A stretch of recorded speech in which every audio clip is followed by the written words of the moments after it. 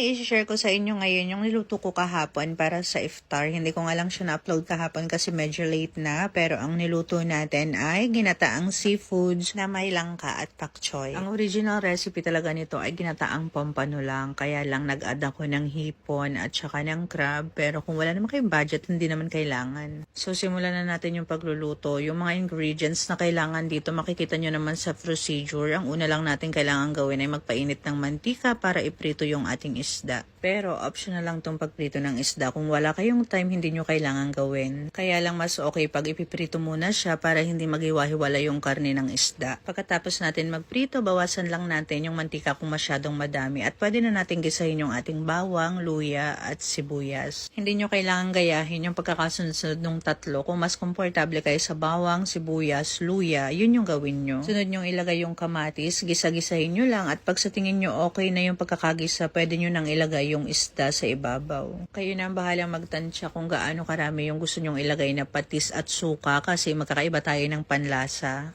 Huwag nyo rin kakalimutang maglagay ng paminta. Para naman sa sili na green, kayo na rin yung bahala kung gaano karami yung gusto nyong ilagay. Para sa gata, kayo na rin yung bahala kung ano yung gusto nyong gamitin. Pwede yung nasa lata, nasa pack, or yung natural na gata. Mag-add din kayo ng konting tubig or maraming tubig. Depende kung gaano karami yung niluluto nyo. Yung langka naman, pwedeng diretso na sa kawali. Pwede rin namang palambutin nyo muna bago nyo siya isama sa ibang ingredients para mas mabilis maluto. Sa dami naman ng salt, depende sa panlasa nyo. Pag nailagay nyo na yung mga kailangan nyong ilagay, takpan nyo lang at pakuluin ng 15 minutes. Pagkatapos alisin muna natin yung isda para hindi siya ma-overcook kasi kailangan pa natin ulit pakuluin to ng 10 minutes para maluto naman yung langka. Pero kung napalambot nyo na yung langka bago nyo siya isama sa ibang ingredients, hindi na natin kailangang alisin yung isda. At dahil nga hindi ko siya napalambot bago isama sa ibang ingredients, tatakpan muna natin to at papakuluin for another 10 minutes. Pagkatapos nun, i-check natin kung lumambot na ba yung ating langka. Kung medyo malambot na siya or lumambot na siya ng tuluyan, pwede na nating i-add yung ating hipon.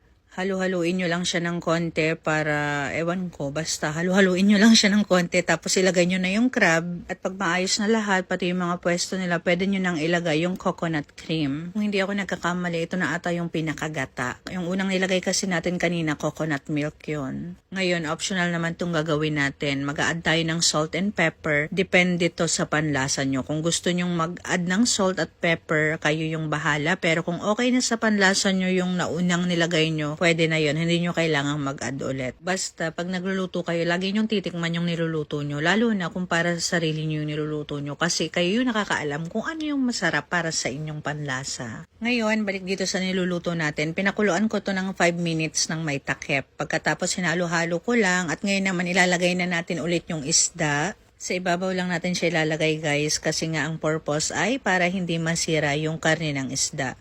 Tapos ayan, ganyan, paligu-paliguan lang natin siya ng sabaw.